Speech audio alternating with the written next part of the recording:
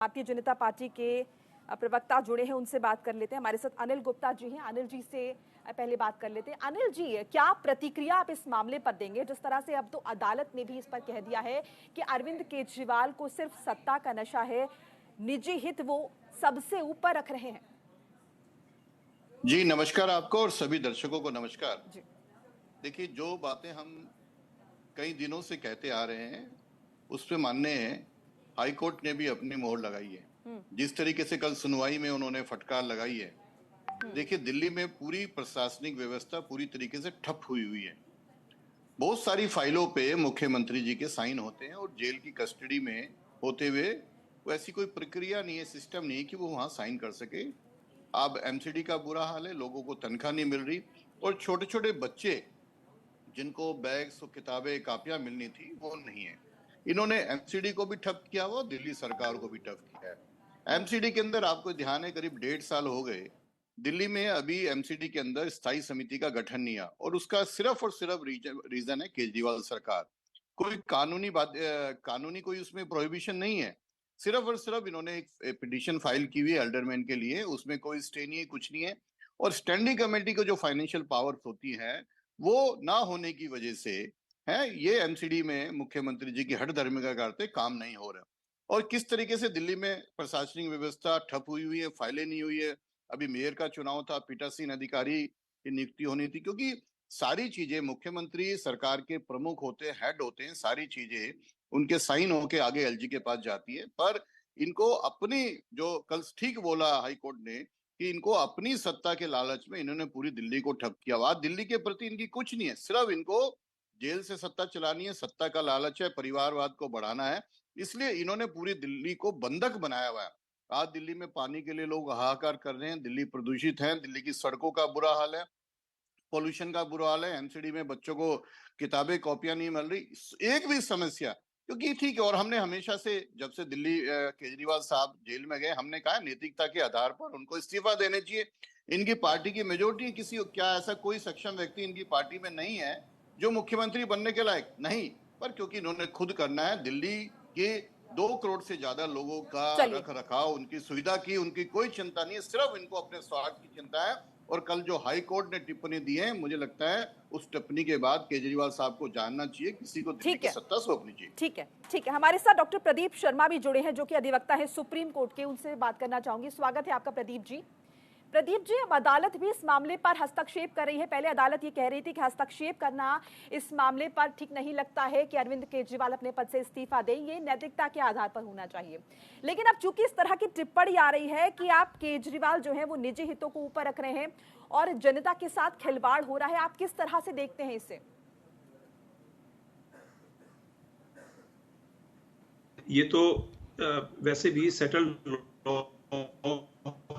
है कि कोई भी गवर्नमेंट ऑफ एडमिनिस्ट्रेशन की जिम्मेवारी है कि आप एजुकेशन प्रोवाइड करेंगे। किसी भी स्टेट गवर्नमेंट की जिम्मेवारी है कि वो अपने सिटीजन्स को हेल्थ प्रोवाइड करेगी बेस्ट इंफ्रास्ट्रक्चर से। उनकी ये ड्यूटी है कि वो जान माल की रक्षा करेंगे। इस समय ये पीआईएल लगी है बेसिकली हाई कोर्ट के अंदर, जिसमें कि एक्टिंग चीफ जस्टिस और एक और हमारे जज साहब ने ड्यूबल बेंच थी, उन्होंने ये कहा कि आपके निजी हित के कारण से क्यों इतने सारे बच्चे जो पढ़ रहे हैं उनके पास यूनिफॉर्म्स नहीं है, उनके पास बुक्स नहीं है, उनके पास अदर फैसिलिटीज नहीं है, तो आपके पर्सनल इंटरेस्ट के कारण से जनता को क्यों किसी चीज से डिप्राइव होना पड़े, उनको क्यों नहीं? बच्चों का कैरियर, एजुकेशन जैसे कि स्टेट सब्जेक्ट है जी।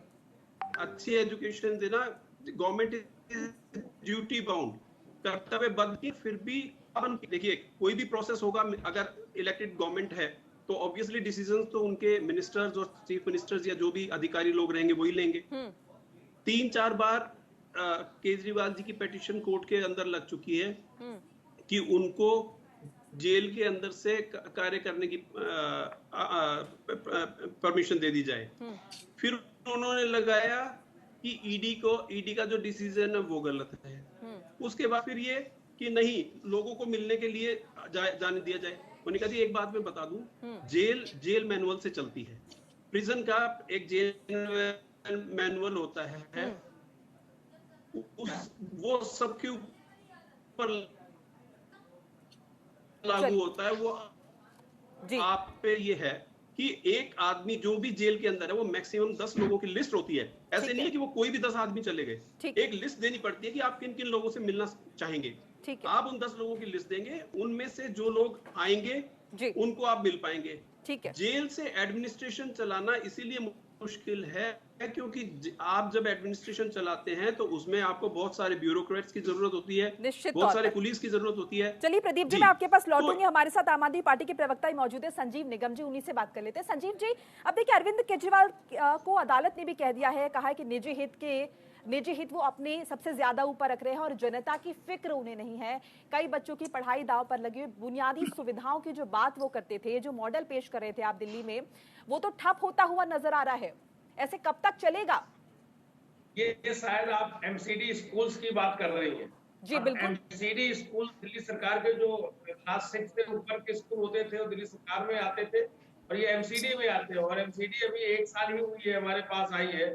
और अभी आपने देखा एमसीडी का चुनाव होना था 26 तारीख को, लेकिन एक दिन पहले एलजी महोदय ने इसको जो है रद्द कर दिया, होने से मना कर दिया और बता रहे हैं बहाना कि साहब फाइल नहीं गई।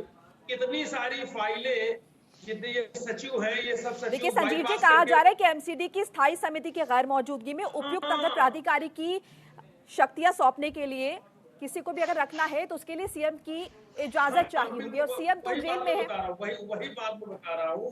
ये जो है जो अधिकारी हैं सचिव स्तर के, ये मुख्यमंत्री को या दिल्ली सरकार को बाईपास करके सीधे एलजी के पास अभी तक का भेजा करते थे और एलजी साहब उस पर एक्शन भी लेते थे। लेकिन इस पर्टिकुलर फाइल की जिसका ये मेयर से चुनाव से संबंधित की बात कर रहा हूँ, ये भी उन्होंने भेजी और उन्होंने जो है बहाना बना के, क्या आपने मंत्री के पास भेजी? अगर ये फाइल मंत्री के पास जो संबंधित मंत्री है, इस तरह से सौरभ भारद्वाज जी देख रहे हैं, अगर आपको भेजी होती तो ये सरकार का दायित्व था, सरकार का कर्तव्य था, सरकार की जिम्मेदारी थी। वो कैसे मुख्यमंत्री के पास जाते हैं, किस तरीके से लेके आते हैं, लेकिन आपने वो काम किया नहीं।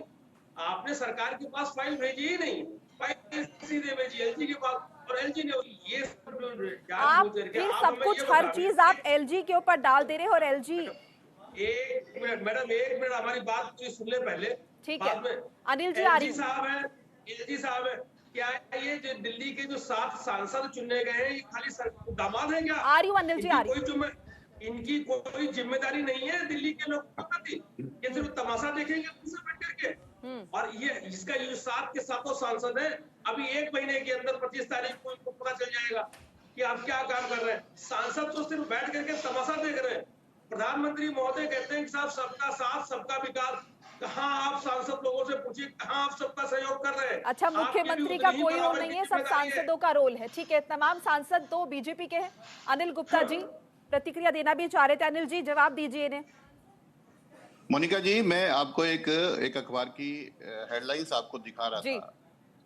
कल सुनवाई के दौरान जो दिल्ली सरकार के वकील हैं, उन्होंने कहा कि शहरी विकास मंत्री सौरभ भारद्वाज से निर्देश मिले हैं कि एमसीडी की स्थायी समिति की अनुपस्थिति में एक उपयुक्त प्राधिकारी को अधिक शक्तियां सौंपने के लिए मुख्यमंत्री की सहमति की आवश्यकता होगी। इसी का जिक्र मैंने भी किया, जो वर्तमान में हिरासत में हैं। तो अदालत ने कहा कि हम आपका बयान दर्ज करेंगे, मुख्यमंत्री हिरासत में इसलिए कुछ नहीं कर सकते।